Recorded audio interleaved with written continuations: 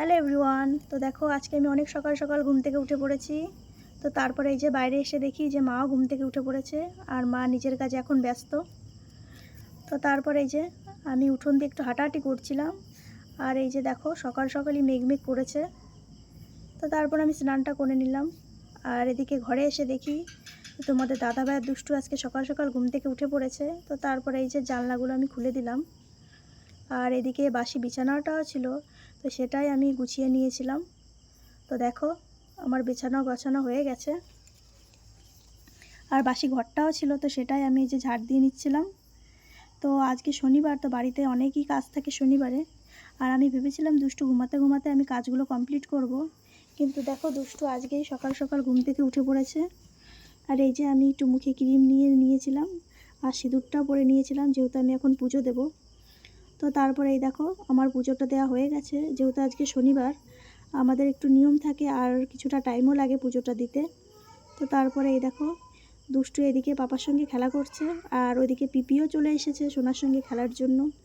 আর ঠাকুরঘর থেকে বেরিয়ে আমি পুরো ঘেমে জল হয়ে গেছি। কিছুটা জামা কাপড় ছিল, তাই ভাবলাম সকাল সকালই ধুয়ে দিই, যেহেতু মেঘ করেছিল, তাই এই যে ধুয়ে দিচ্ছিলাম জামা কাপড়গুলো। তারপর দেখো তোমাদের দাদাভাইকে যে আমি খেতে দিয়েছিলাম, তো মা সকালবেলা এই যে তাড়াহুড়ো করে রুটি আর আলু ভাজা করেছিল, তো সেটাই দিয়েছিলাম তোমাদের দাদাভাইকে। তারপর ঘরে এসে দেখি দুষ্টু শুয়ে আছে, তো তাই দুষ্টুর সঙ্গে একটু দুষ্টুমি করছিলাম। তারপর এদিকে বাইরে এসে দেখি যে জল চলে এসেছে, তো জল দেবো আমি ফিল্টারে, তো ফিল্টারে জল দেওয়া বাকি ছিল, আর অন্যান্য সমস্ত কিছুতেই আমি জল আর কি ভরে রেখেছিলাম। তো গরমকালে আমরা মাটির ফিল্টারের জলটাই বেশি খাই, যেহেতু অনেকটাই ঠান্ডা থাকে, তো তার জন্য ওইটাই আর কি খাওয়া হয় আমাদের বেশি।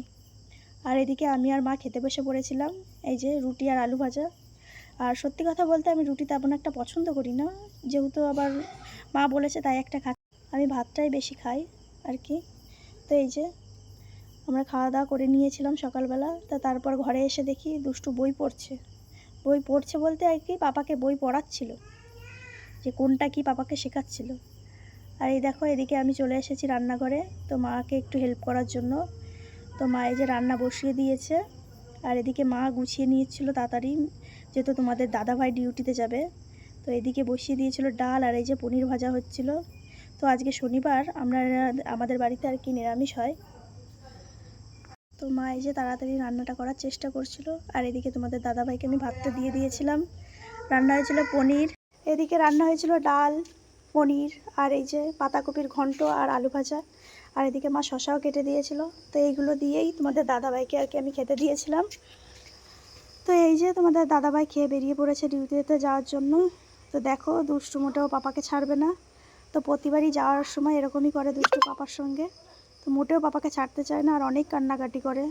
তো পাপা একটু এই যে দুষ্টুকে ঘুরিয়ে আনছিল, যাতে ও তাড়াতাড়ি কোল থেকে নামে, যেহেতু পাপাকে ডিউটিতে যেতে হবে।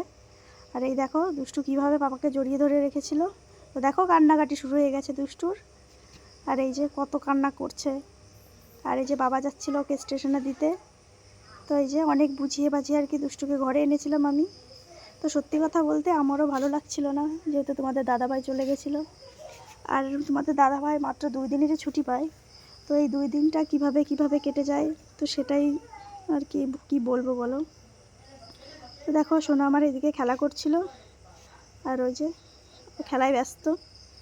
তো আর ভিডিওটা এই পর্যন্তই, আবার দেখা হবে অন্য একটা ভিডিওর সঙ্গে। টাটা।